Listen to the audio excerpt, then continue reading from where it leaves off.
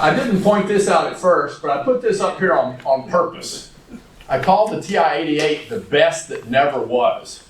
For one thing, it's hard to debate that because it never was, right? I mean, somebody might say, well, the 95C, yeah, okay, that's a fabulous machine that never was, but it was also 6-7 years earlier. The 88 would have run circles even around the 95C in terms of total abilities, but this is my subjective opinion. I think still it's the best that never was. Richard? What was the best thing about the 95C? Different. What's the best thing about the 95C? I think because it was essentially a 25-29 kind of style programming with different program subsections. Label A and then execute label B, that kind of stuff. I saw the 95C in Chicago, and what they said then was the 95C was the only calculator. Now, Chuck may want to tell me I'm full of hot water or hot air or whatever, that was designed and built primarily from inputs from the sales force. Otherwise, they originated in the lab, right? Is that true? I don't know. You don't know, okay. Well, and also because they gathered them all up and destroyed them. That's the other thing on the 95C. They tried to do the same thing with the 12C, I mean the TI-88s as well, 12C. How do you gather up every 12C in the world? How big a stack would that be? That's another math problem. Well, no, TI really tried to do it. They really do on this one. There's still today, when a TI prototype was found on eBay some 15 years ago, by me, and it showed up on the Data Math website, he got a call from TI Legal saying, where did this come from? So TI is still actively hunting down things that shouldn't have gotten out. But once it's out, as long as it wasn't stolen or something like that, found normally, then, it's okay. But the best that never was. We talked about the history of what the situation was and the go, no go. But I tried my best today not to talk about features, capabilities, and any of that stuff in the first part. I hope I did a pretty good job of that. That's what this is all about. Features, comparisons against the 59 and the 41, and then a verdict at the very end of it. Going to be a lot of information, so here we go. What did a TI-88 cost? This has been said by Richard, I think. The calculator MSRP was going to be $350. The printer was going to be $185. The cassette interface was $50, and the memory modules were $50, and then the application modules were $40. You can see a picture here, the master library module, which was included, and the constant memory module, and then the flip side of these showing those connectors that go on those little gold prongs I pointed out in Richard's picture earlier. And even the modules were stamped with the ATA made in Texas week 32 of 1982 for what that means. So that was the cost. What is it today? $1,200 to $2,000. I mean, if you want one of these things or want one of these constant memory modules or something like that, good luck, because there are fewer of those even than TI-88s out there. Whoops. This particular model, the one that Richard had received, I still think is a beta unit to review. The serial number on the back is one of the lowest on the Data Math webpage, 261. You can go check that out. He's got a list of them. Where they have a serial number, that's by far one of the lowest. Made in week 20 of 1982, so again, it's mid-May. And over there you can again see the back of the calculator with the slide open plastic pieces. The only part that seems to really be missing is one rubber foot right there.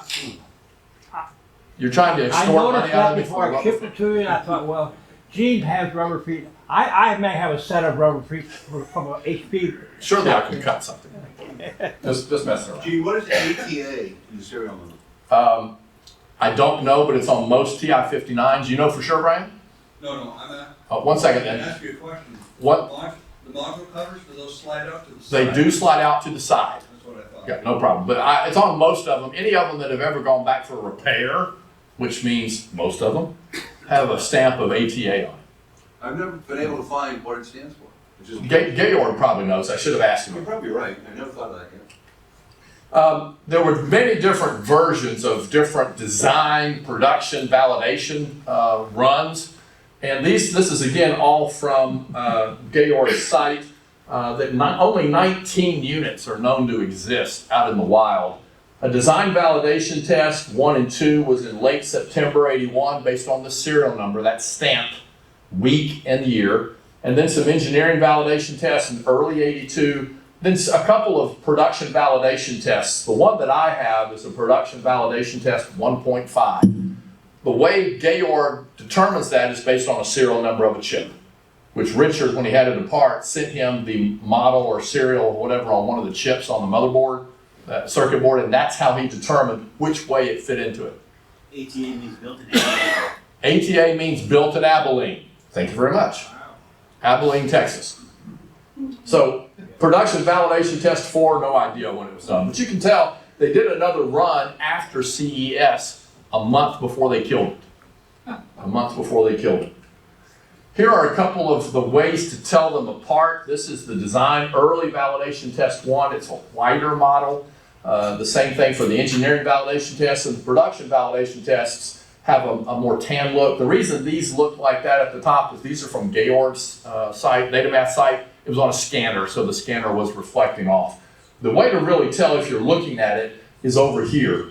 The alpha key and the run stop key on the initial one are gray, both the alpha's gray in this. In the middle one, the alpha has turned red. There's still the gray run stop key over here. That's what I meant to say. And then the production validation, the alpha's red, but there's a red dot by the run stop key. Somebody had realized that calculators sell better when they have a red dot. But those are the 3 versions. Again, this one is the one that I have, and I will have it out for everybody to see and play with. Please do not pick it up and carry it around. And don't shake it. Well, it's a matter, if that thing falls to the ground, it's real hard to fix. Real hard to fix. You bet. From the PPC Calculator Journal, volume 9, number 4, page 28, this is what was going to be included in each shipment. The calculator itself, a master library module ROM was going to be included with them, an AC adapter, the user's reference guide, then a quick reference guide, a master library manual, and an applications workbook. These last 3, to my knowledge, have never been seen in the wild. Never been seen in the wild. I wish I had a master library manual, but nobody has one of those. Physical characteristics, the width, length, the height at the display end, and the height at the keyboard, and the weight for the 88, the 59, and the 41C, just for specifics. The only thing I guessed on really was this. I never got around to going to get a ruler when I had a 41C on the desk. And so I do think the 41C is slimmer down at the 0 end of the keyboard than it is up at the module end. I know it has a slope down. But you can tell, right? The 88 was heavier than the 41, but lighter, of course, than the 59 had been. Some basic features. You can see the primary RAM in the base machine is essentially identical to the TI-59. They have 120 data registers on the 88 compared to 100 on the 59, but that's because the 59 maintained some program steps, even when you had 100 registers. As I recall, it was 160 steps when you had 100 memory registers or data registers on the 59. The original 41C is here. I think they decided early on they wanted to have more space than the 41C could, but back at when this would have been introduced, you would have had a CV available from HP, and the CV would have had in the base machine the full memory capacity, so to get there you would have had to spend an additional $50 and take up one of your 2 memory module locations, ports, on the TI-88 to have more memory than the 41CV would be. There was no card reader on the 88. 59 obviously had one, optional on the 41 side of the space. The cassette was optional on the 88 and the 41, no option on the 59. The cassette adapter would have been much cheaper for the 88. The cassette adapter was only $50 and it used any micro cassette recorder as opposed to the digital tape drive on the 41 side with HPIL and all that kind of thing. There is another connector on the back of the TI-88. There's one. It allows you to plug in to go to a printer. That's one of the ports. The extra port allows you to daisy chain. So you could have a TI-88 going to a printer and a cassette You can have a TI-88 connected to another TI-88 and send messages that show up on that display, things like that. Brian? So if you had the printer attached along with one of those other items, would that still burn out whatever that thing was that you talked about? Absolutely. Okay. Hooking up a printer with anything in the module ports will fry the module connectors. And by the way, I do have a printer on my table here. My printer does not talk with the 88. They're not friends. I don't know if the problem's in the printer or the 88. Hook them up, and the printer turns on, the 88's on and working, but they don't communicate over the cable that I have on loan from Datamat. But again, if you had this max memory over here, that's with 2 memory modules. My apologies, I misspoke earlier. To get that, you got to fill both ports with memory modules. No ROMs at that point. 2 ports in 1982. Port extender. So you had You're reading my mind. they made a port extender type thing for the TI-59. It went into the PC100 printer and gave you access to more stuff. So on the 88, you had 960 program steps or 120 data registers, but you allocated it by the number of steps. Program steps, not data registers. I don't know why. That's really hard to think differently. It's not a size 030. It's how many program steps do you want? I want 940 program steps. How many data registers? I don't know. I'll see what's left over. Very, very backward from any other approach. It's backward from the 59. So the first 26 data registers in the 88 could be addressed with 00, 01, like normal, or A through Z. They made use of the alpha, similar to the way, the 32S will do A, B, C, but indirect, you can just specify them by a numeric. But you could do store 00 in one part of the program, recall A in another one. It's the same data register.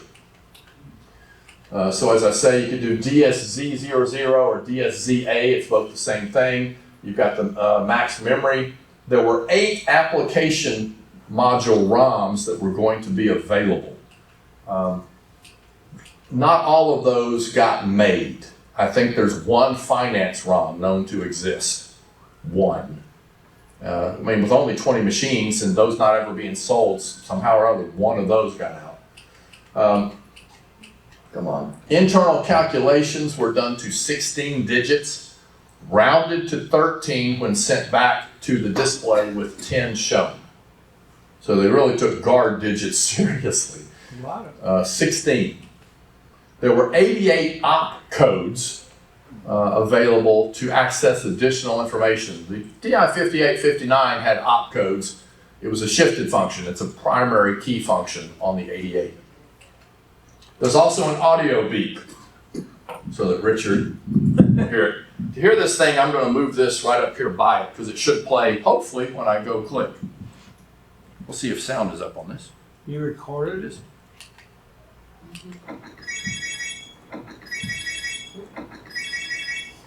No, You something can't- else is in there. That's me moving the mouse or whatever. But it's still the beep. Audio recording is not a science for non-audio engineers. So we'll try it again.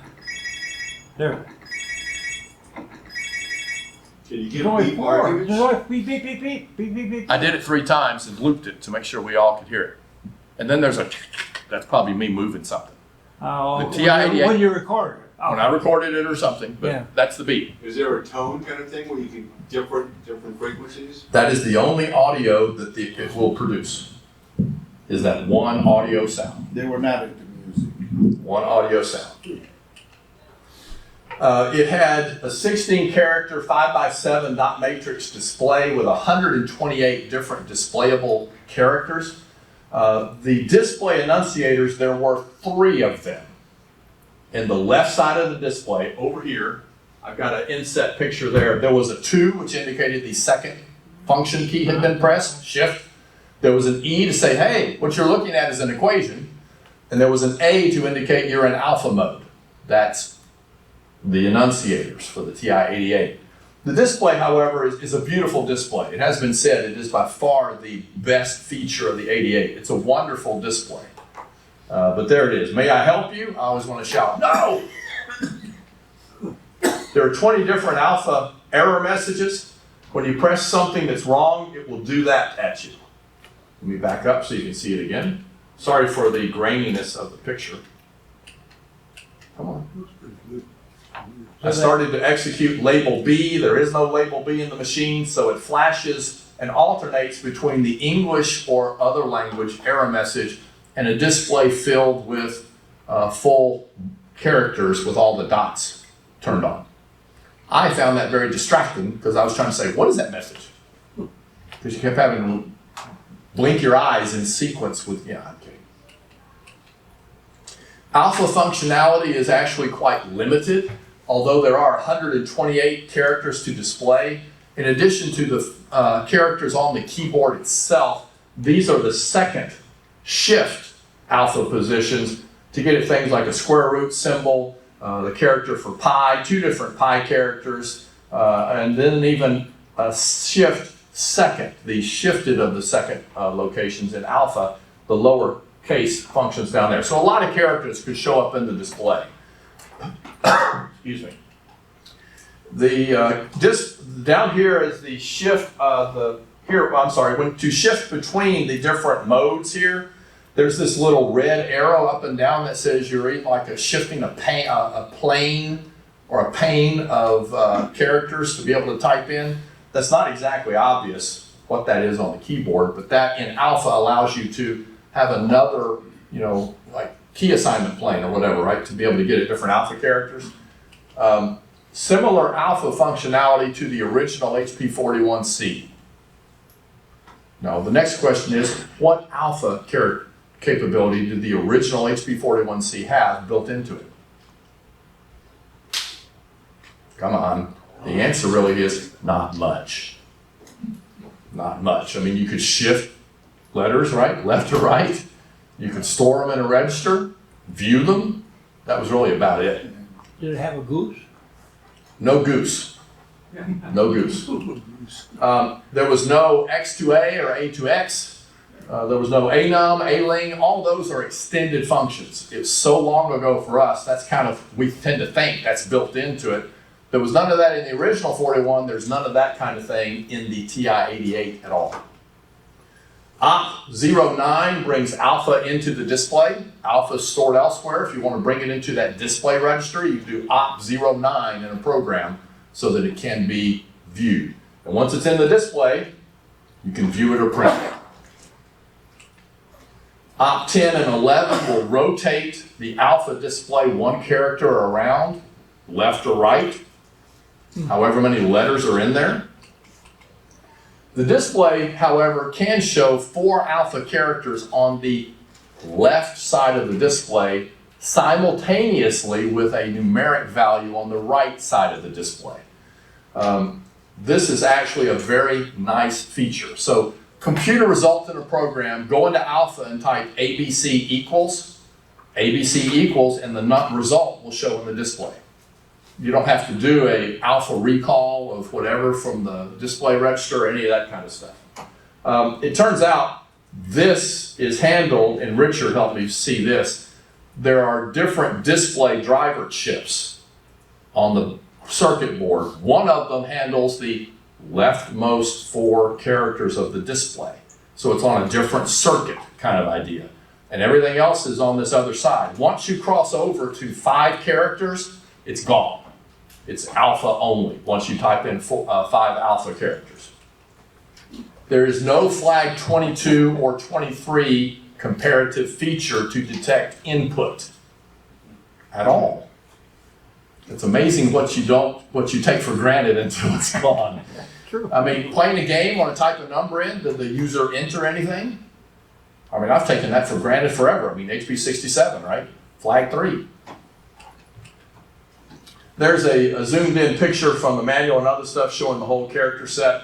You got the $ here is a shift of the 8 key, all this kind of stuff, right? And again, this is all in the file of the presentation that you have, and it's in the manual that's also on the conference drive. A lot of characters, can't do much with them. There are 8 pending operations built into it, and that little thing up there, 1 + 2 times and all this kind of stuff, that's 6. 8 pending operations, 17 levels of open parentheses. Why do algebraic machines have more levels of parentheses than pending operations? They assume users don't know what they're doing. And when in doubt, throw an extra set of parentheses. That is really it. Because otherwise there's no need for more sets of parentheses than pending operations. Come on, my dear Aunt Sally. That's all you got to know. 10 subroutine levels.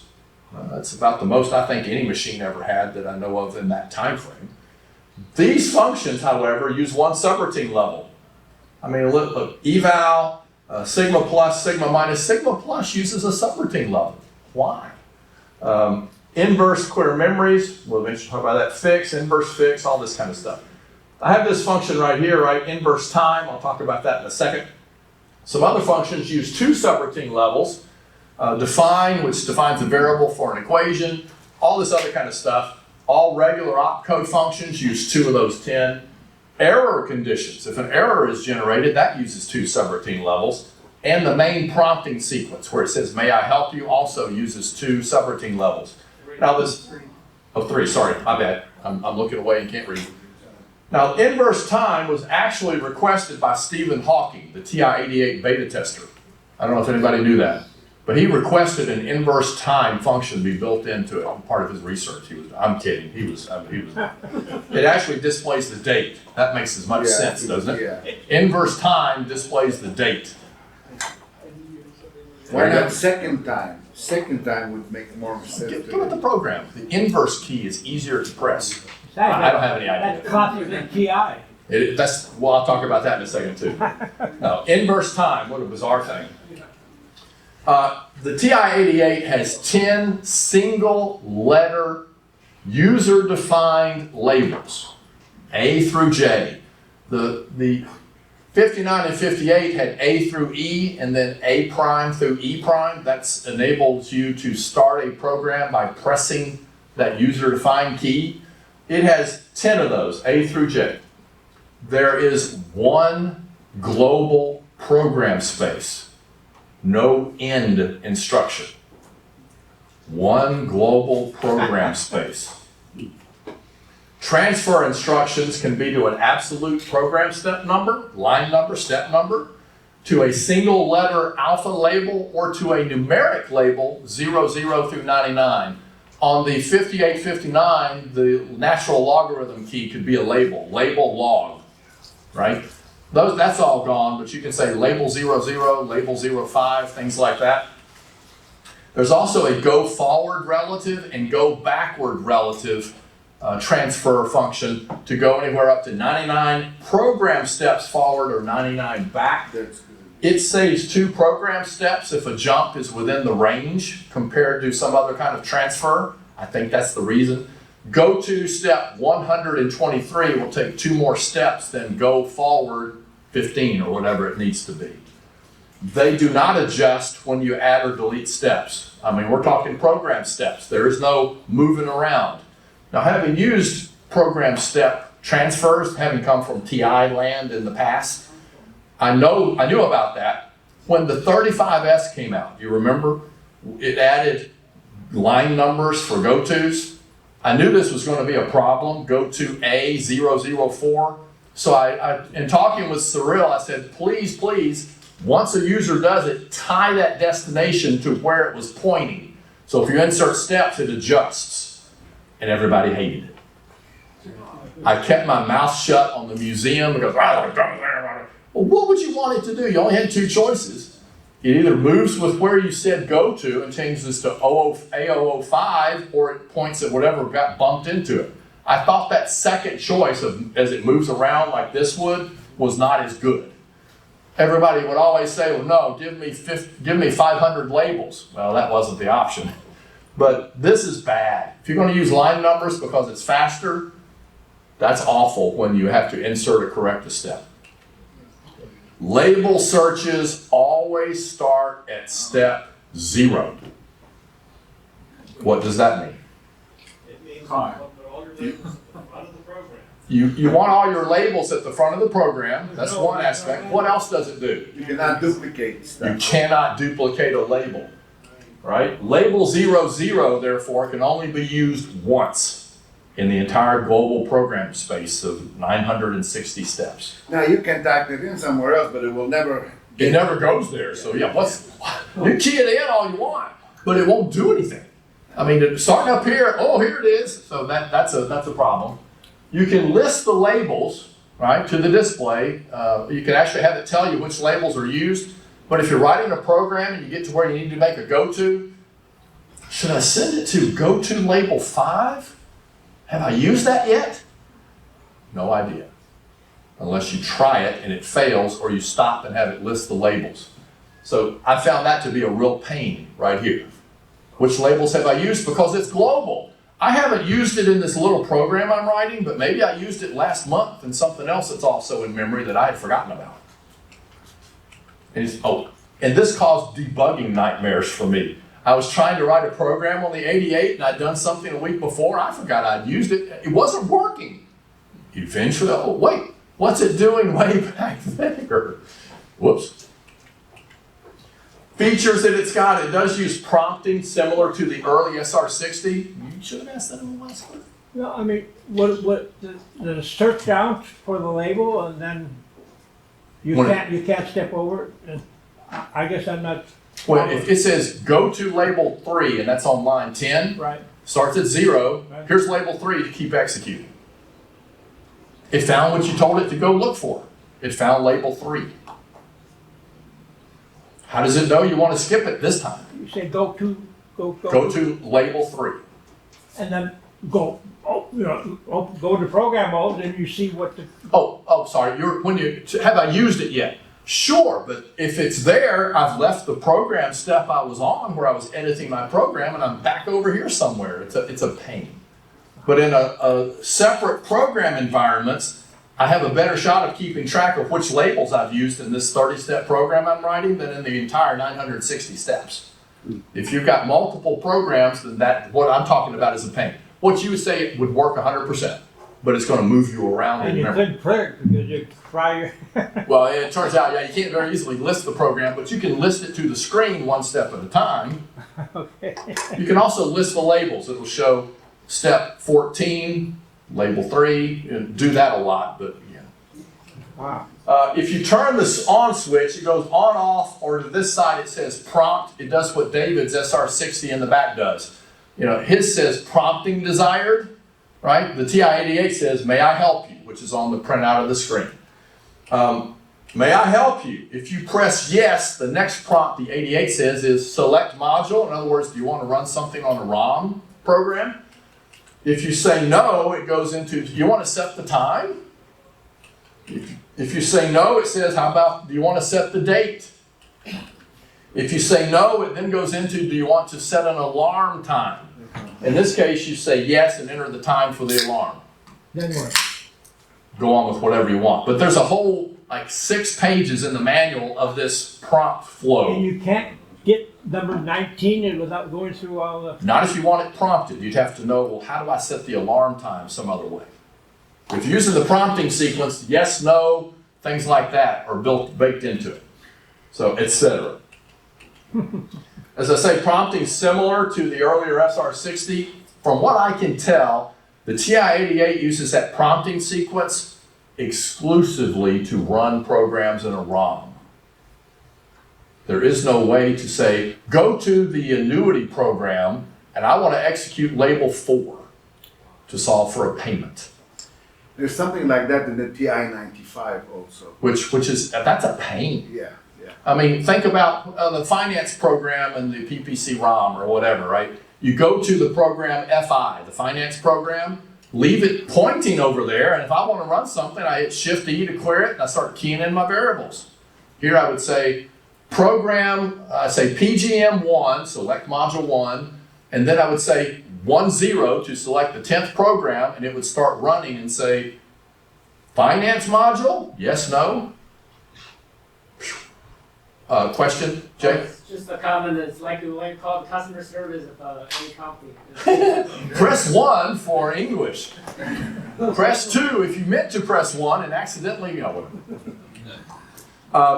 a program, however, you can use the opcodes to do prompting. This would have been nice. you can ask the user to enter things and use keys on the TI-88 as responses. If you've seen David's SR60, when he's running a program for like annuities, you hit yes, no, and then to run a program, you enter a value, or you say, I don't know that value. That's helpful for somebody that's not technically inclined.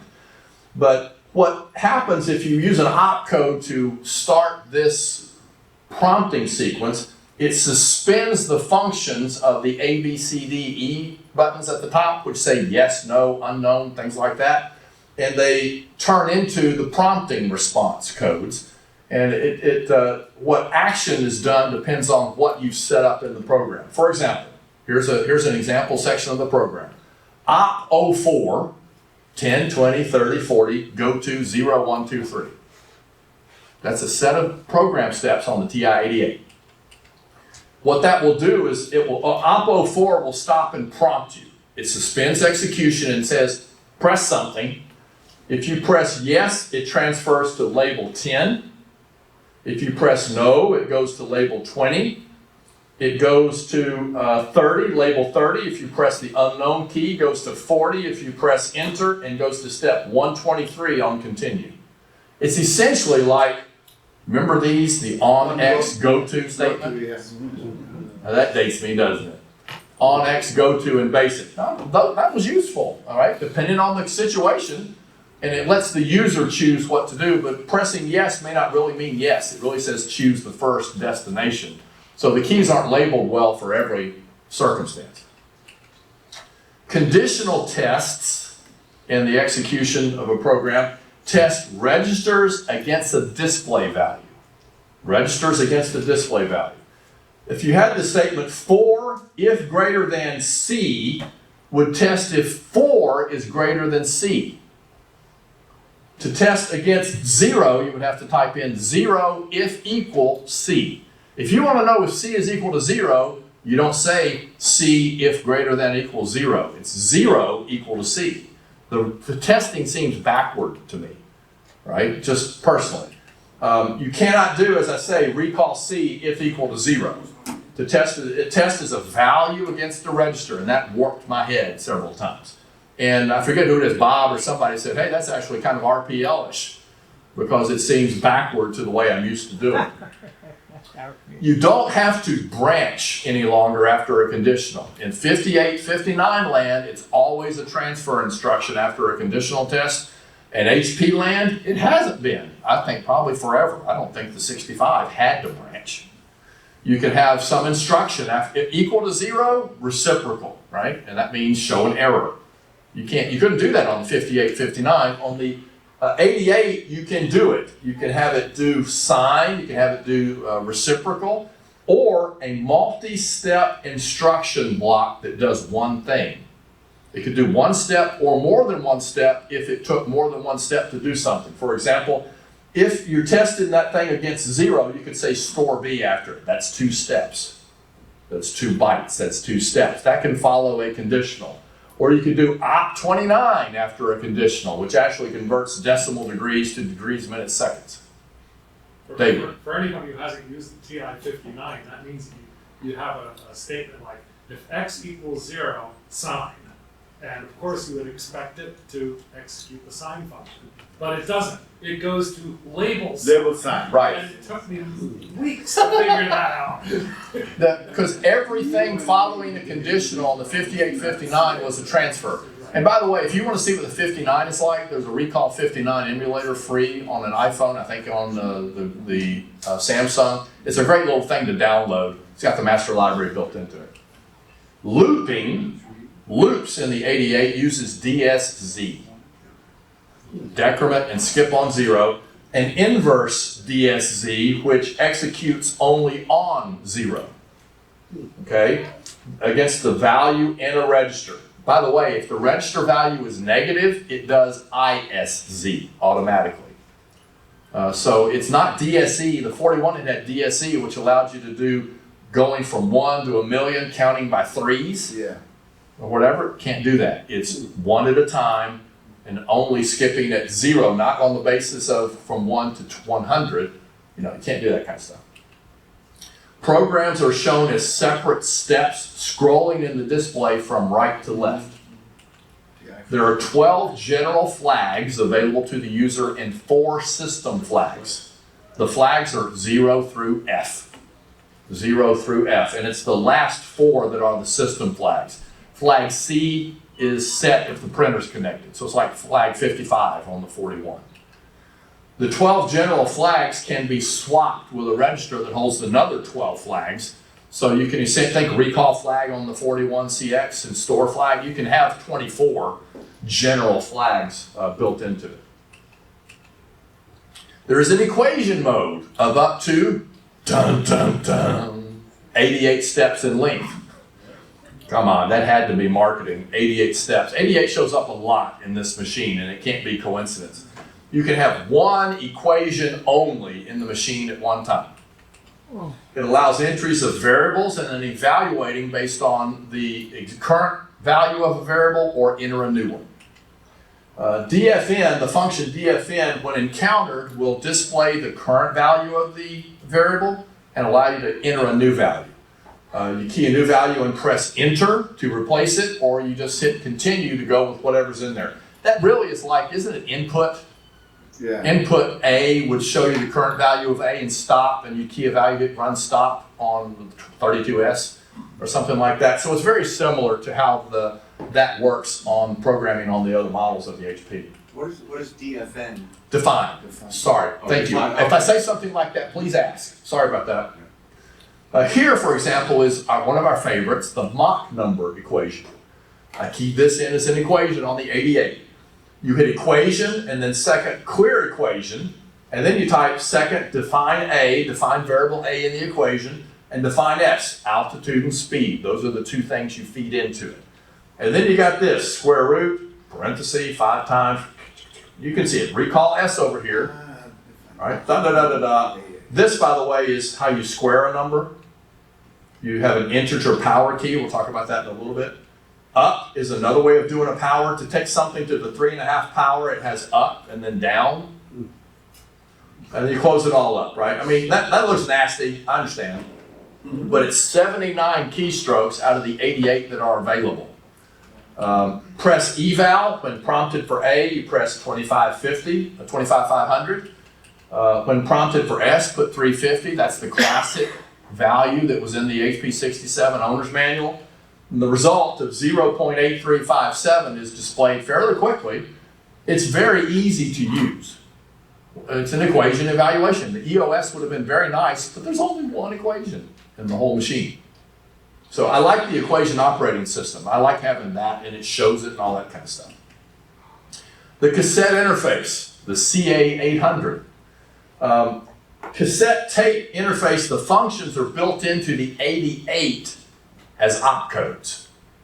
Op56 reads a main memory program file. Think of like restoring a write-all file. I have to compare it to something. So the 41's like you write the whole machine. This reads the whole machine back into an 88. Or you can write a main memory file out to the cassette adapter, read a specific program, which puts it into a step. Write a specific program, and you have to say which program number. Read program 47, and there can only be one program 47 stored on one of the micro tapes. Op 60 and 61 reads and writes a data file, memory registers, and Op 62 and 63 writes a numbered program module file. When you put in a memory module, you can kind of create your own rather small EEPROM.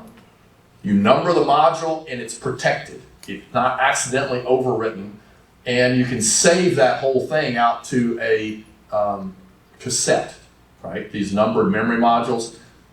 No one really got much of a chance to play around with that stuff because I don't think anybody ever got one of the cassette adapters. But they were hoping to have those kind of things be user created kind of EEPROMs. Put your programs on there and call them as subroutines in the main memory over here. And I don't have one of those. How do you access a program saved in RAM? Or is it just a linear extension?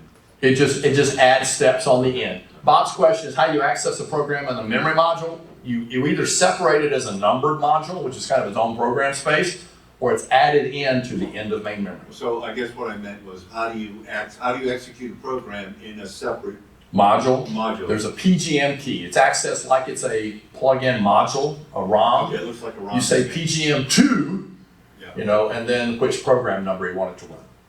I don't have one of these, but here's a picture. I'm breaking it up now with some pictures. If I take deep breath, y'all been real patient. I haven't seen anybody fall out of the chair yet. This is the CA800 over here connected to a normal from the period micro cassette recorder. That's what it looked like. There is a printer, and the printer is on the desk here in front of Eric. Feel free to come look at it later. The PC800, it has 2 buttons on the front, advance and on and off. That's not a lot of features on the printer. Whoops. So again, here, a little closer here, right? And even just in case you want to see, advance and on and off. Sorry, I was laughing when I made that slide because it was already in the previous slide, but I had to have something to try to break up the monotony of trying to type all this mess in here. All right, the printer. All print instructions go to the display. Every single one of them if no printer is attached. Automatically. Print something, it goes to the display. The printer is 16 characters wide. The alpha register is 16 characters wide. 16 characters. The PC100A for the 5859 was 20. The HP 143 printer, the dedicated printer, which by the way, there are some of those on the price table that one of you lucky individuals gets to take home with you. It was 24. The TI-88 printer was going to be 16 characters wide. Why? I don't know. It also was a lot bigger than the dedicated HP printer. Look at this thing. 16 characters with all of that space? Why? It's not like it was doing a lot of wild things either. It's a monster compared to this. And look at all the buttons on the dedicated printer. The print intensity, light or dark? No. Switching between some sort of manual, normal, or trace to determine what to print? No. That had been out for a couple of years before this thing was done, so I don't know why. I don't know why. I have this printer, but as I say, it does not talk to the 88. And I will hide the interface cable. If you want to see that, I'll meet you in the parking lot. It's not getting anywhere near the 88 and the printer. Print features, you can print a program from the current program. You hit second list, it prints the printer, the program. You can do the contents of the print display at any time, advance the paper with inverse second print. That merges and shows as advance. So if you see a program that says advance in it as a step, where'd that come from? Inverse second print, come on. It's not obvious where it came from. You can print the data registers or a selection of them with inverse second list. So you print the program with second list, the data registers with inverse second list. You can print all labels and the program steps where they're located, Op53, that's the list of labels right there. You can print the opcode definitions. You find yourself doing this a lot. With 88 of them, what are they? That starts always with op00, right? Some of these are good. What are the flags? Op18 does that. What are the shifted characters? Op808 will show you which alpha labels or alpha characters are where. You can print program tracings. It will show the program step result in the display. Program step result. Program step result. You do that on the 41 with the printer. That's what the printer thing does on the 41. Here it shows you in the display. That's nice. That would have been good to have on the 41 series. Notice this too. ROM programs can be traced as well. To my knowledge, that does not happen on the 41. If you execute a ROM program, it does not trace. That's what the PPC journal had said. I'm not hearing any corrections of me. I don't know. All right. Print using. The TI-88 does have a variation of the print using statement. Essentially, it formats output in the display much like a print using would. The 71 has using, right? It's similar to that. You compute a value in a program, and then you follow that value by this line. Alpha, types in, that's where you press that to get into alpha mode. It shows up as ALPH in the program. A result equals, and then these block characters that are on the keyboard, and then another alpha. And the TI-88, in this case, will take the 7 most significant digits and drop them in where those blocks are and show res equal, and then those digits stuck in those 7 positions. If the result is 100.4512, then the display will say res equals 100.451. The decimal point is a character. It's one of the 7. Okay? So, okay, that looks good. That doesn't look too bad at all. If the result is 1.2345611, the result is res equals 1.23456. Okay? However, with values that have exponents, you get broken results. If the result is 2.8959002 times 10 to the 14th, that's what it shows. That's not real helpful.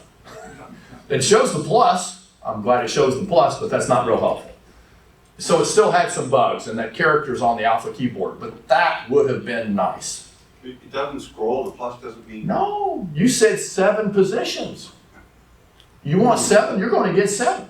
At a time. At a time, right? No, it doesn't. So that had some bugs still in there. Yeah. All right, usability. Here's the keyboard things. I decided to look at this and say you can tell a lot about a device about what the designers put on the keyboard. We've talked about keyboard wars before, what should be on the primary keys, shifted and all this kind of stuff. So key function choices. Note the prominent placement of the PGM key. It was shifted on the 5859. It's a primary key function here. The op key, it's a primary key function. It was shifted on the 5859. Equation and eval, right? There's also this utility register, which was X exchange T on the 5859, and the 5 prompting keys. So what that said to me is there's very few math functions on the primary key tops. This machine was aimed at pre-written software, right, with prompting and programmers. It was not aimed at actually doing calculations. It would have been keyboard busy, keystroke busy, trying to do calculations on it. Not as much at number crunchers. I mean, they brought some second functions under the primary to make you able to run ROM programs. That's what they decided to place an importance upon. What about primary math functions on the keyboard? Well, not counting the arithmetic, I mean, okay, fine, those are over there. This key is reciprocal to the -1 power. They did that for reciprocal. This is integer powers 1 through 9. You compute a result, press that button and 8, and it'll take it to the integer power 8. David. Does it give integer results when you use integer primary numbers? It's an integer prime power. It depends on the accuracy. I have not tested 9 to the 9th power to see if it has any decimals. Well, It's one of my big complaints about TI calculators in general is that you raise, 2 to the 4th power, you don't get an integer result. And you can see, you might see it on the display, but if you do 2 to the 4th minus 16, you'll get a non-zero result. It computes to 16 digits, uses 13, and then displays 10. I'll try to do some stuff with that and post it to the museum. These are 2 new functions here. This is equivalent to y to the x.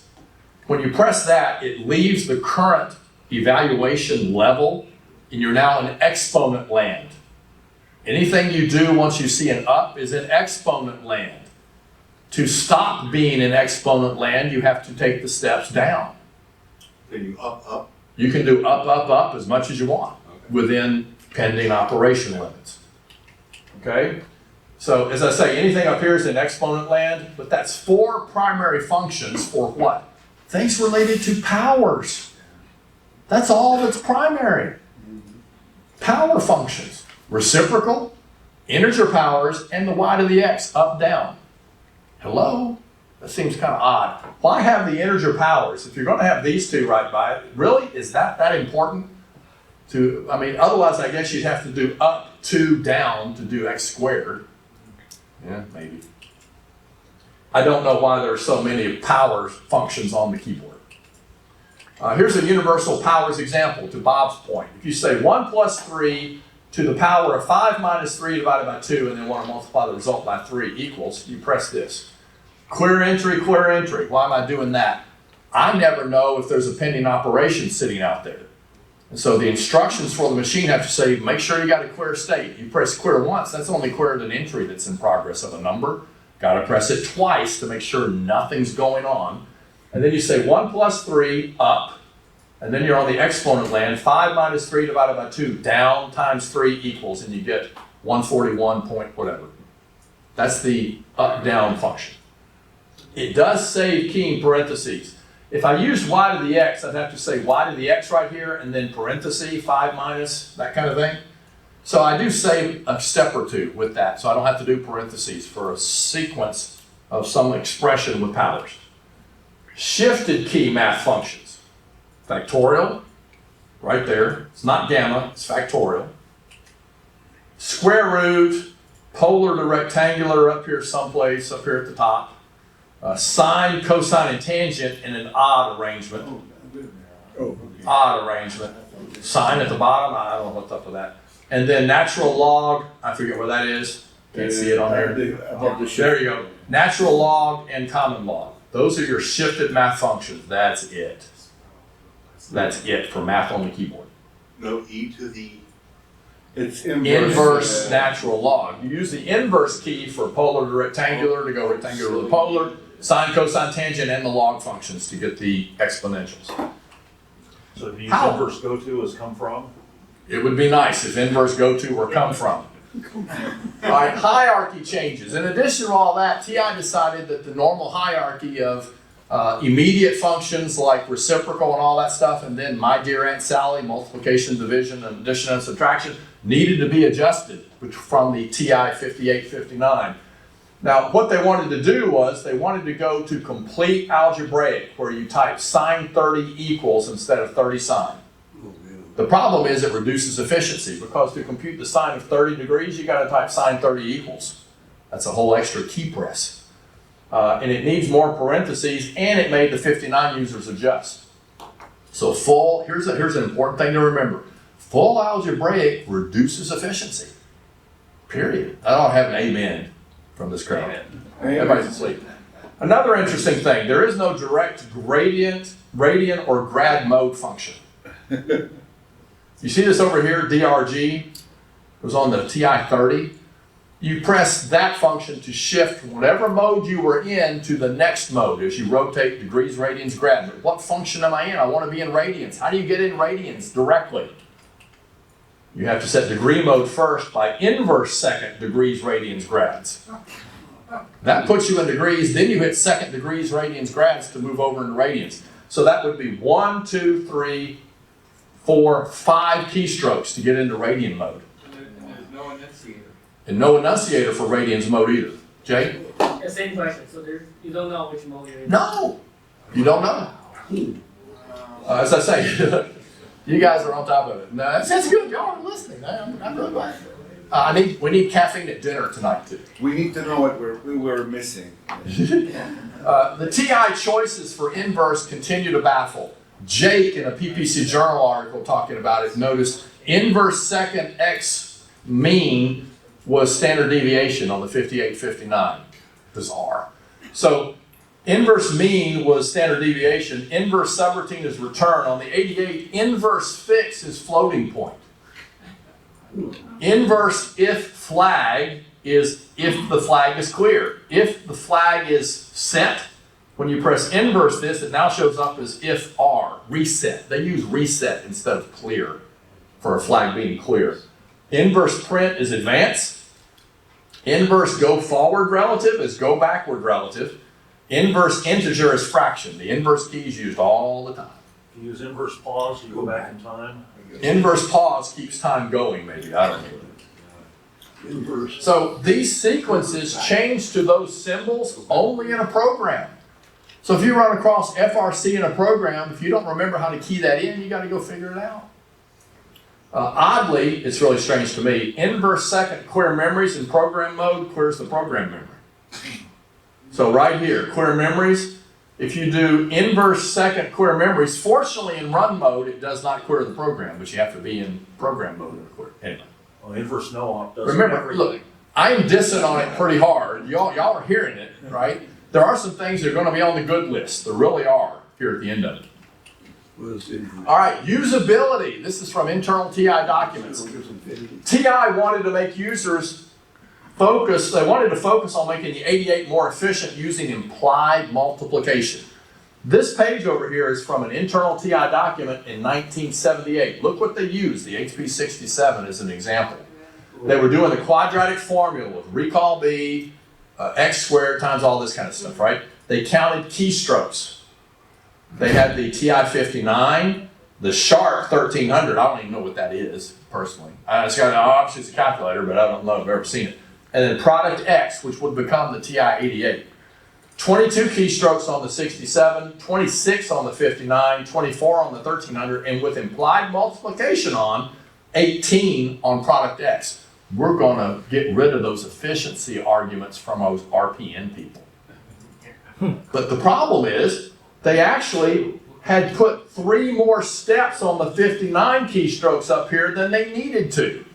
They didn't even show the minimum steps for the 59. This is not needed, that open parenthesis. You certainly don't need that closed parenthesis over there. They didn't seem to even know the best way to key things on their own 59 when they did the study. Yeah. So did they succeed? No, they didn't. Here's some usability examples. I want you to do these in RPN. We'll take a little moment here. This will give you some hand movement, wake everybody up. You want to compute the cosine of pi divided by 5 plus the tangent of 3.4 times pi.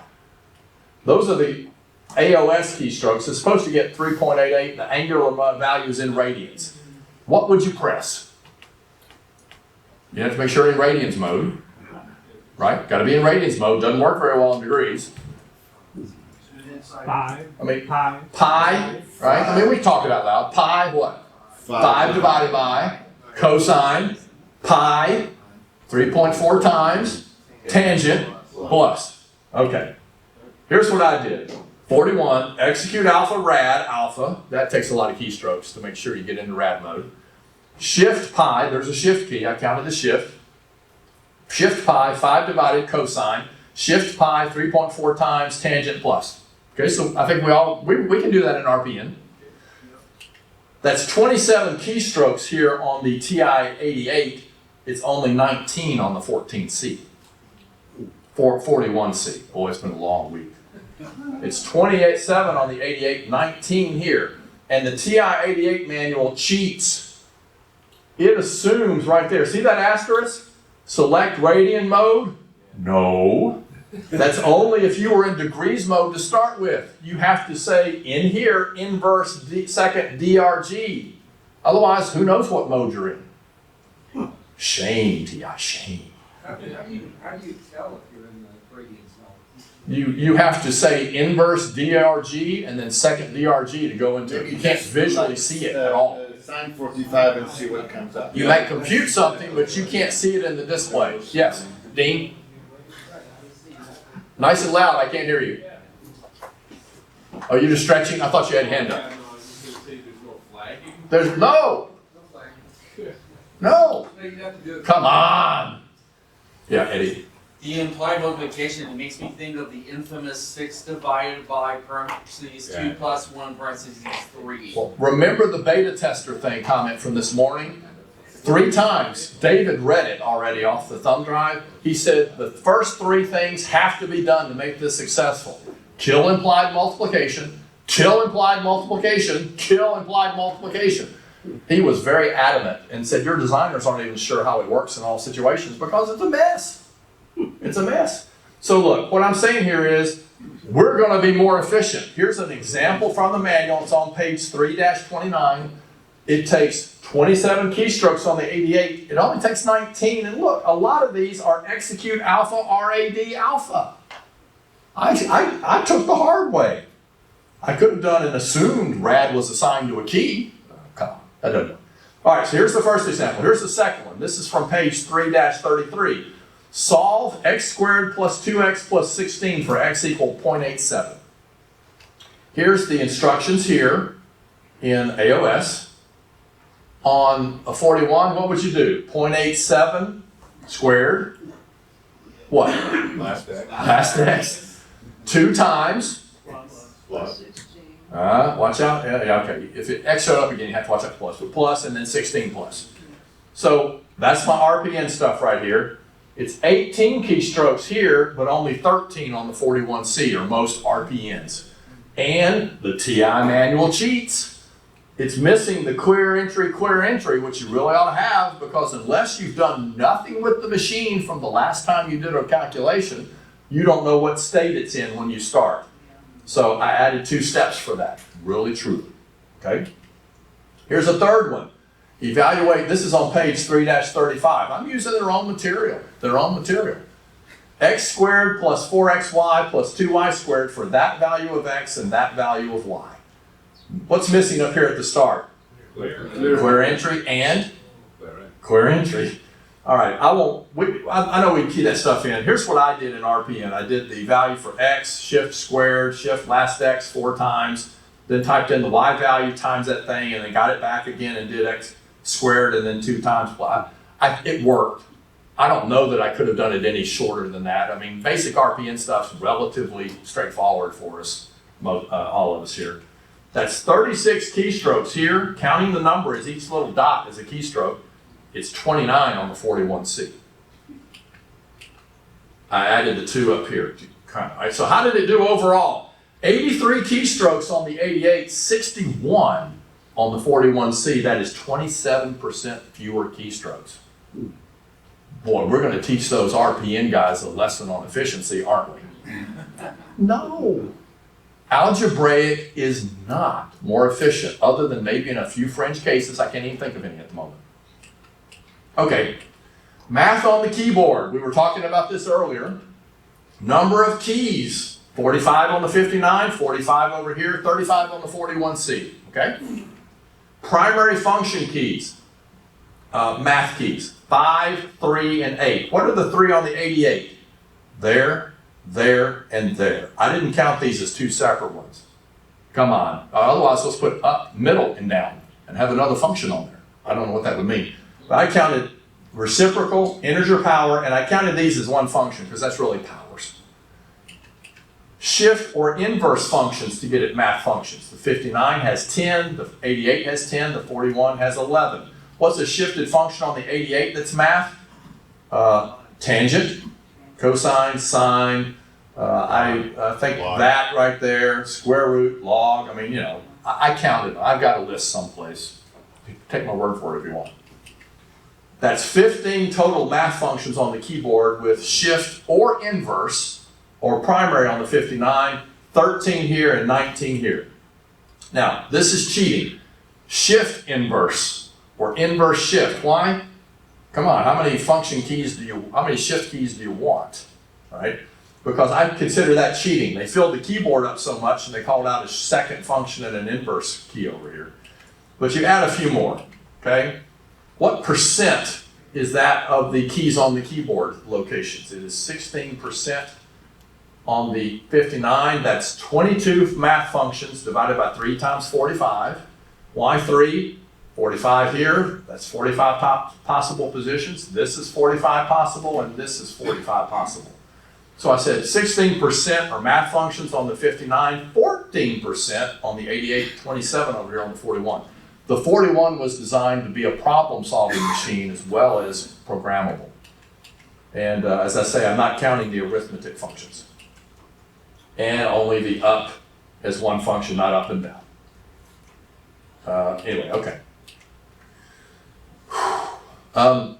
Scientific functions buried in the opcode table. Buried in the op function on the 88. Degrees, minutes, seconds to decimal degrees and inverse, op 28, 29. Add or subtract time values, HMS plus and HMS minus, or op 76 and op 77. Degrees to rad, you can convert. Degrees to rad, degrees to grad, rad to grad, and the inverse, or op 31 through 36. Hexamal and decimal and hex input mode, op 17 or op 16, and then you can convert a displayed value back and forth. Decimal and hex, you cannot operate in hex, but you can show it, or in the op table. Clear stat registers, y-intercept slope correlation, estimating y, estimating x for linear regression. mean, sample standard deviation, and population deviation rather are in the op table, ops 37 through op 45. They're not on the keyboard, but they're in the machine. Now that's a lot of nice functions. The 41 doesn't have many of these built into it. But can't remember what on earth is op 40. You can display all of them and wait till it gets to op 40, or of course, inverse op 40 will tell you what it is. Good one. Inverse op 40. It just displays the function name? It says what it is, yes. All right, speed comparisons. Comparing the 59 and the 88, which was supposed to be a Speedmeister. Yellow means the machine is faster. Okay, it depends. Flags and register access on the 88 are faster down here. Set flag 1 is much faster, right? Store times 1, much faster. Store and recall, faster. Okay, reciprocal and square root, some of those are faster. Look at the trig functions. They're all slower. Look at fixed 0. What on earth is going on here? Half a second to put it into fixed 0? So I'm not sure that this is good. Math functions were generally slower. 5 to 6 years after the 59, the math functions are slower. Now, in the TI version of PPC notes, the statement was these are not fine-tuned yet. Well, what version of the machine is this? May of 82. They just announced it's shipping at Christmas, and they haven't fine-tuned sine, cosine, and tangent yet? Do they have the same precision, or the 88 has higher precision? The 88 has 16 digits. The 59 had 13. Could be a little more, but how slow do you want it to look, right? And this is on an architecture. Remember this morning? This is on an architecture that was supposed to be lightning fast. That was the whole reason they were going to do all these big things. We're going to revolutionize everything. It's going to be really quick. Oops. That's really all I can say to that. How would that have gone across to have things be slower on the new machine? All right, so I ran the TI-88 things. I ran a speed test loop 1,000 times and came up with those values for speeds in milliseconds. I would start it running. I'd have you run a program, it just loops and does this instruction over and over again, 1,000 times. So these are pretty accurate on the machine I have. On the machine I have. How does it compare when you throw the 41 in there? Now the yellow is the fastest of all 3 machines. Look what's faster on the majority of the functions. The 41 is. Okay? The 41 is in fact slower only on pi and on a couple of flag functions. Yeah, okay. Somehow the 59 barely beats it on a couple of the trigs or something up here, but the 88 is almost none of them are faster on the 88. So, yeah, okay, yeah, I do say the 59 is faster. So overall, the 1979 41 is faster than the mid-1982 TI-88. It's bad. And the HP 41 timings are from Jeremy Smith's great function reference guide. What's the name of that document? His little booklet? Synthetic Quick Reference Guide. Synthetic Quick Reference Guide has timings for every function you could possibly seemingly do on the HP 41. All 3 compared. I did my usual plus counts in a minute. Bob showed some of these for the DM calculators. The 41 does 1,063 counts in a minute. That's from the PPC journal when the 41 was introduced. Label 1 plus go to 1, right? The 59 does 635 in a minute with 1 plus reset, which just keeps an automatic go to the very start of program memory. It does 635 of those. If you do 1 plus and then go to step 000, which is equivalent to reset, it does 336 in a minute. The TI-88 AS version 1, label 0 plus 1 equals, and then go to label 0 does 654. 1 plus equals go to 00 does 600. Slower than the 41C running plus loops in a program. All right. You only think we've been covering detailed information. Let's talk programming. I know y'all been waiting for it. Let's do this. Everybody stretch. I'm really serious here. Everybody stretch. The mayor's been sleeping on me. Gunter says I am not stretching. Look, and again, why am I doing this stuff? I want to make sure we got it down somehow. I apologize. I broke it into two pieces anyway, David. Ken, why do you need the equals in the TI-88 program? Where? Here? Yeah. I probably could get rid of the equals. You can't do, notice what's not here on the 88. Reset, they changed the behavior of reset. So I can't do it the usual fast way on the 88. It cancels pending operations when it hits a reset, so you lose it. Oops. Okay, here we go. Here is how steps show in the display. As I'm typing or looping through a program left to right, it shows program steps going across. Like Do you see the 4 digits over here? That's that separate display driver chip that Richard saw. I'm going to back up and do it again in just a second. All right? That's what a program looks like on a TI-88 screen. One more time. Now, would the Label J, sublabel, go to subroutine at label little a, print if flag C is clear, perform op 7 and return. Label 0, show the alpha code breaker is what it's doing. Code breaker is a bagels game built into the master library ROM. And then label 1, I mean, it's, you know, you can see what it's doing. That's how it scrolls across, okay?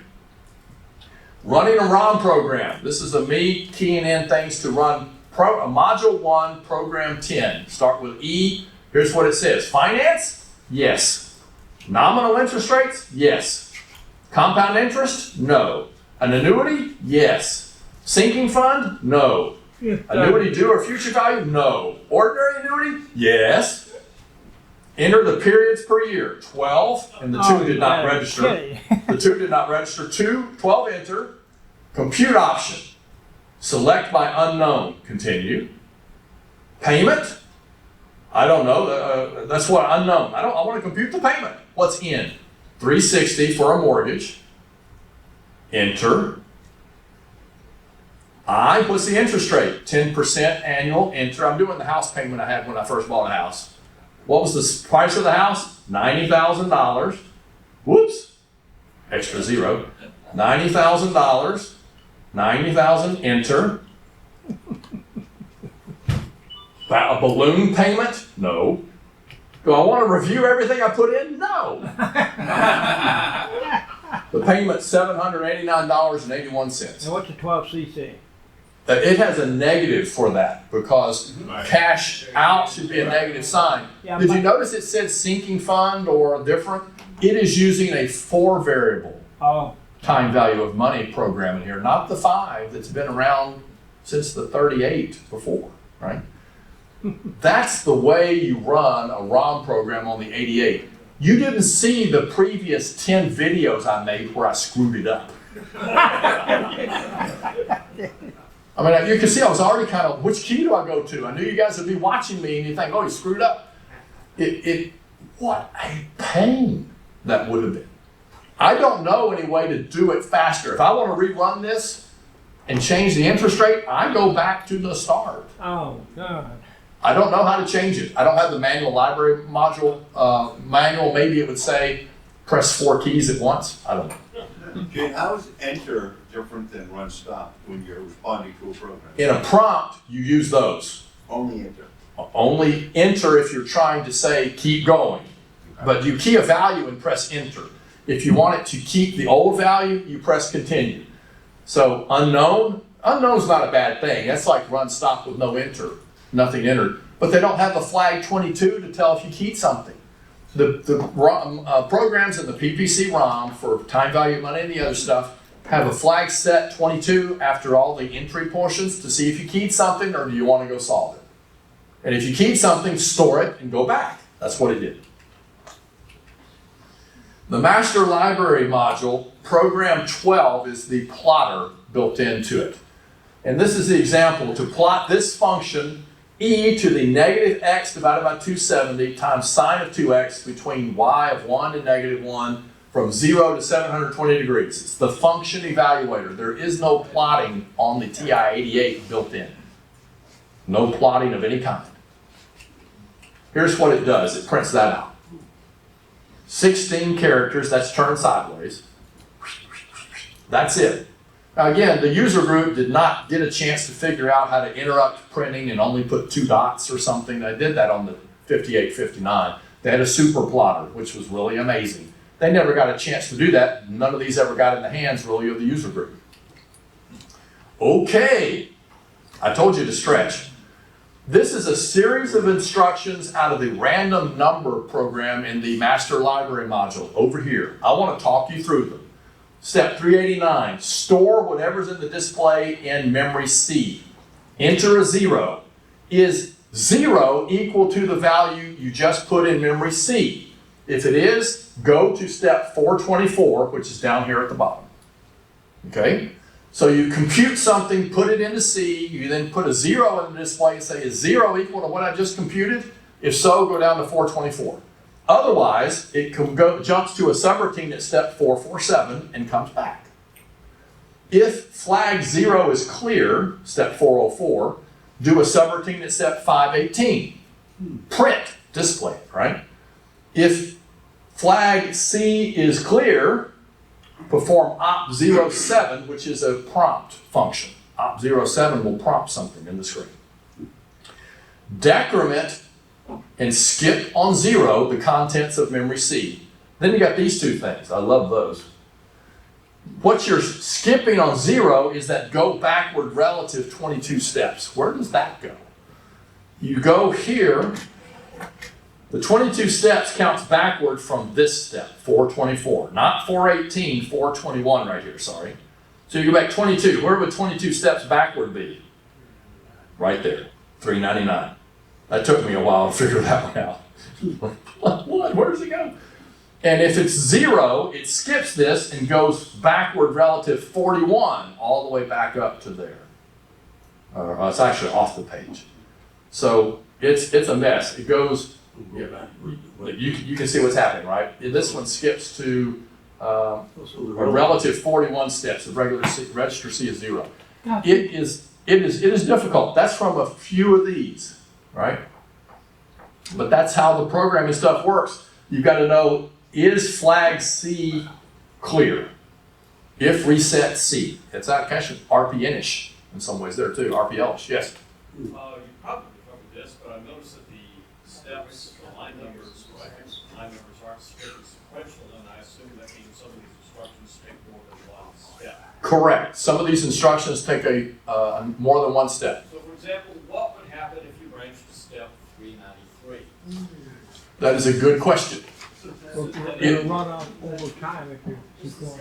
But that's all right. We got time. Huh? We got time. Yes. No, we're next speaker's coming up. We're early. Are we? Not to my clock. From the main thing, not for how long I was taking. Yeah, 4:45 is the No, next we're speaker. on I've used it up. Yeah. I'll do my best. So anyway, those are the steps for this, right? Sample programs. We're actually, believe it or not, in some of the more fun stuff. I decided to write a program for permutations and combinations. It took me 25 steps over here. This is in TI-88 land. This is the utility register. It used to be X and T. It's an easy way like an X and Y to a memory register over here. And it does compute permutations and combinations. You hit that exchange thing to see both of them. 25 steps. Here is hyperbolic sine and hyperbolic cosine. Look how it starts. Open, open, open. 3 open parentheses. This clear entry is a trick. It takes the value in the display and enters it in a parenthesis in the start of a calculation. I knew that trick going in. But this will compute hyperbolic sine and hyperbolic cosine. The compute hyperbolic tangent, press to subroutine H divided by recall 0, subroutine I equal. You can just lump them together. This was the pain. This is the sum of the digits game that was for the HP33E in the digest. A little 49-step program in the digest. It took me 170. Now granted, some of that's alpha, but it took me a lot. You see some of this, there's a lot of equals. This is a random number generator portion right here. I say equal, and then I say inverse integer. You're supposed to do it prefix. Inverse integer, open parenthesis, and then go compute what you want. I could never get it working. So I said, forget that. I'm going to compute it, say equal, inverse integer, equal. I suspect most programmers would give up on having things structured prefix and just compute and do it step by step like that. I had to. Hierarchy registers, there's 63 internal hierarchy registers that give you access to the state of the machine. Think of these as status registers, and you'll come up with it. The TI-88 and SR52 had some of those too, but the 88 had all these kinds of things built into them. This is a program, this little step right there puts it into hierarchy mode, that $sign. It's a hierarchy function. I'll skip on over this. There, by the way, is the hex table for the TI-88. I put this little thing together of all the instructions and what their hex codes are. This one right here, I'm still not sure what that one does. I haven't figured that out yet. And it was a pain. These guys down here, if you're in hierarchy mode, this code is interpreted as a hierarchy instruction. There they all are for the different register instructions that you can do. This is the hex code. If it encounters that hex code, it will set a bit specified in the display in the hierarchy register, all this kind of stuff. These are normal functions work on the hierarchy registers. There's a listing of the hierarchy registers. There's 64 of them. These are the AOS stack, the pending operations that are there. They all go down here. This register is the numeric display register, register 53. This one stores the date. I do want to point this out. Do you see this date right here? It's 8/23/82. That was the date in the machine of the guy that wrote the article for the TI PPC notes, which is where this comes from. That is 3 weeks before TI canned it. You've done all this stuff 3 weeks before they canned it. You got synthetic programming. You can key in these hex codes, 16-digit hex codes, store them in a memory register, and then essentially move the curtain so they become program steps. Okay, so you can enter direct bytes and have it be a program. And so when you do that, it ends up being this program, label A, alpha, op14 mode test is what you keyed in with all those in direct hex codes in the program. There's also a op code that will store a value in the display to wherever the PC is located. If I'm at step 400, whatever's in it, boom, it throws it in there. Whatever it is, it stores it. So it's a lot of stuff, right, that you could do with this. Nobody ever got a chance to try it. Other interesting features, you could set the memory partitions to have 60 memories, but you could also have it in a soft partition where some functions would ignore it and would operate as if it was a memory register no matter what. Really strange. You could have the TI-88 models talk to each other. These are the things I was talking about with setting the program counter to a step. Let's think of that as a store B in HP41. And then you could copy a program step to the display. Brings the hex code directly into the display. You can go the other direction. I'll keep going. I don't care so much about that. Oh, there's 2 diagnostic tests in the calculator that it will run. It's never a good thing if your calculator has a function built in that will return calculator OK. That's what it says. If you have to have a function that will tell you your calculator's OK, it probably isn't. Spacing and program listings, look at this. The spacing is off. This is an A, there's the print instruction. What's missing right there? Space, yes. Hello? Yes. Or here, you've got C prime op7 return, and then you got return label 0. They had spacing issues in looking at the program steps, really weird.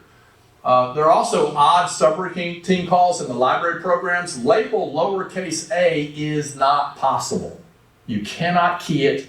You can't get it to run. If it encounters it in RAM, it's an error. But in this step, look at that. Scopes, SBL is subroutine label, lowercase a.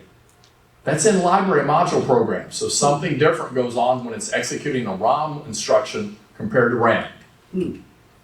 Problems. No op doesn't really do anything that you would expect it to. It actually is on the downside of being done, I promise.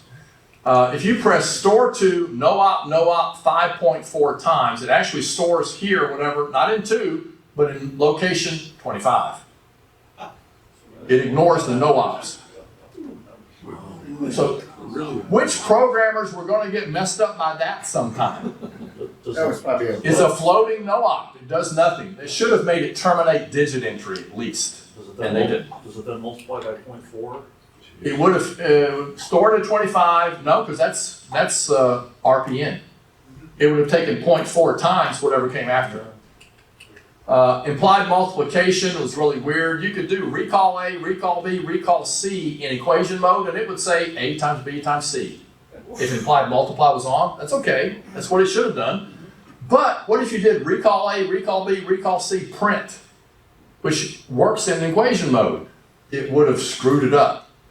So they suggest you actually put in multiply and then print. Really weird. They knew it was a problem. They didn't know how to fix it. Okay, does the manual specify hierarchy of operations? Yes. Did it break out implied multiplication as different? There's a couple of pages in it. It's really kind of vague in certain places. All right, whoops. The Easter egg. The TI-88 has an Easter egg. I was thinking like Joe Horn. I bet there's something in here we need to know. So you guys have been real good. I have a video of it. The way you activate the Easter egg is you have the TI-88 flat and you take a book so that it's on every key and you bang on it. And this will result. Here's the video of the Easter egg.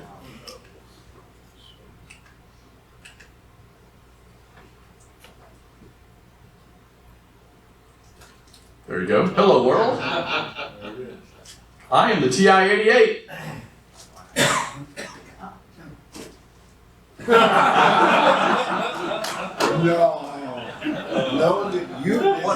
What can I say? What can I say? TI had some interesting people working for them. Well, wait. Richard. There must be a... Richard, I faked it. Okay. All right, what's on the conference drive? My apologies for going long. I'm sorry, Chuck, I really am. My apologies for going long. Who knows? I gotta go get food anyway, so I'll just take longer to go get it. Where are we eating today? No, I'm not talking about now. We're eating in here. What's on the conference drive are PDFs of the TI-PPC notes where they talk about the TI-88. There's a lot of information in there. A good bit of what I pulled is out of that. I've tried to chew it and digest it and put it in here. There's also the PPC calculator journal issue that has a lot of TI-88 press releases and other info. Had to have been written by Richard. There is an Excel sheet that has the contents of the master library ROM. Byte by byte, all 15,000 of them. Okay? There are tabs that have each program separated, so you can see the program for finance, byte by byte by byte. The yellow is where I went to find, where are the labels? I highlighted every label in yellow, and I had to figure out how to separate the programs. It was really ugly. It also includes this 2,350 step matrix program. That's not even all of it on the master library. In addition, there are 3 versions of the TI-88 owner's manual. There's Richard's May 82 beta manual, which has a lot of stuff, different typefaces, has his scribbles. No, put this in the index. You know, why aren't, you know, it sounds like you. It was you. But there's also where he did on those example calculations, he wrote HP41 programs and said, only 19 steps here, you know, arrows and all this kind of stuff. Another is a copy I received way back in 2011 of a August or September owner's manual, where they had incorporated many of the changes, but still had a lot of corrections. The third is a version that Eric Recklin took those editorial changes and put them in where you can't tell they were there. Let me show you.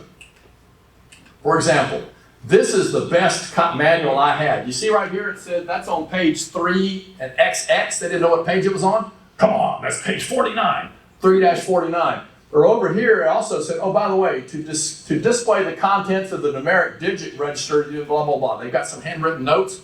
Here's what it looks like in the version Eric did. Do you see any handwritten notes on that?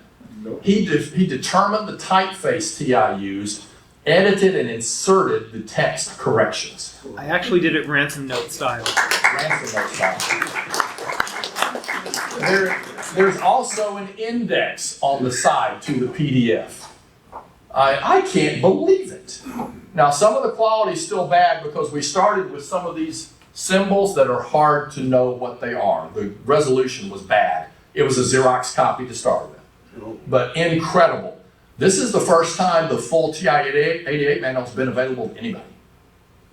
It's not out on the internet anywhere, but it is on the conference drive now. Have you put it in the internet? There's also come on.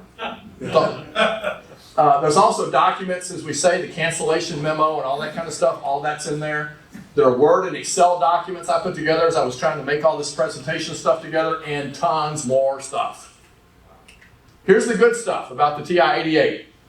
Numbered memory modules, kind of like EEPROMs. That would have been really great to have. You could have kind of made your own little ROM and called it as subroutines. That would have been good without worrying about erasing it. Print using, that would have been really nice. Trace mode, working in the display with no printer, step results. That would have been good.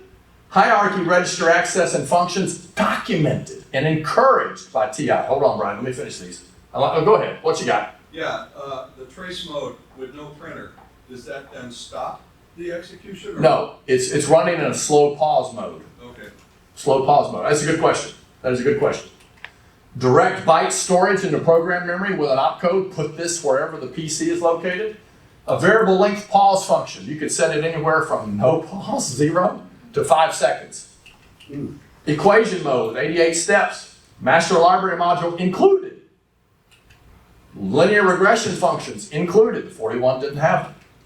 And over 400 data registers. Those are good things.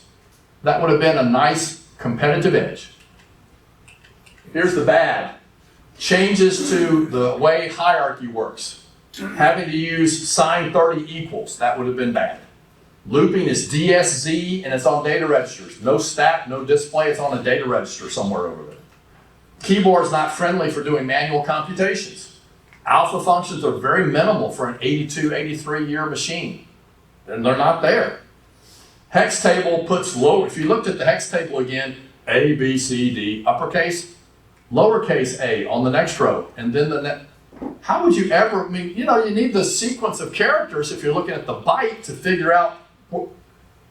Lowercase is mixed in with upper. That would have been awful trying to add some alpha functions. No number formatting. 10,000 is 10,000. No commas, nothing. Nothing. It's either 10 digits or it goes to 7 plus 2. Not 8 plus 2, 7 plus 2. The alpha keyboard is primary except for F through J. The F through J is always shift. Always shift. Where are the enunciators? Don't have any. Thank you. I've got a 2 to say second mode is activated, second function. All right, here's the bad, the ugly rather. The keyboard stinks. It used the same keyboard mechanism that was in the TI-55-2. TI recalled those with no questions asked for years afterward. This would have been horrible. It is horrible. It's nasty. Implicit multiplication, bad. No key assignments. Oh, that's bad. Nothing. No key assignments. A shift key to delete steps. When I was trying to query stuff and move it around, I hit second delete, second delete, second delete. By the way, this is my favorite key on the HP 41 in program mode. Okay? Label searches are always from 000 step. One letter program name. Of course, hyperbolic cosine should be label I. Only 2 ports. There is no way to go to a step number in program mode. You got to exit program mode and go to a step and then go back in. Oh. No input detection. There's no flag 2223. The printer's 16 characters wide. Running ROM programs apparently always involves prompting, and they're alpha happy. Finance? Right? All program memory is global. You want to use label 10, you got to see if you've already used it. It will not tell you. It just will go somewhere else when you say go to 10. Opcode nuttiness, craziness. Have I mentioned the keyboard? All right, the verdict. It would have failed. They are very fortunate they killed this thing. I'm sure they lost face. It would have been a failure. Keyboard alone would have killed it, but it was not functionally competitive in 1982-83. It wasn't. I remember it advertised. I probably wanted one. It is a terrible machine. Groupthink. That's the basic problem. They decided in 77, we're going to make a Supra 59, and they never changed their goal. And likely not available to mid-93. The keyboard was going to blow up. It was not functionally competitive. It was slow. TI dodged a big, big bullet right here. Now look, there's a good, remember there's a good page. It's fun to play with. It's very rare, but if it had been widely available, it would have failed. It would have failed. It would have been like the HP 39, nobody cares. I still think it was the greatest that never was, but that's a small category, right? How are you going to disprove me on that? The greatest that never was. Sorry for taking so long. Any questions? We've had some along the way. Any questions? How many of that team that was involved was around for the present iteration of the 84, 85? It's been 40 years since it was canceled, and so anybody still working there was likely in their young 20s when it was canceled. So how old Very- would they have been when the TI, the 83, 84? If they were 20 when it was canceled, they might have been 45, 50, somewhere in that neighborhood. This is what we're all here for. Back to our scheduled RPN program. Roger? Sorry. Yes, wasn't HIR an undocumented command on the TI-59? On the 5958, HIR was undocumented. TI went whole hog and fully embraced it and documented it in the manual in good detail.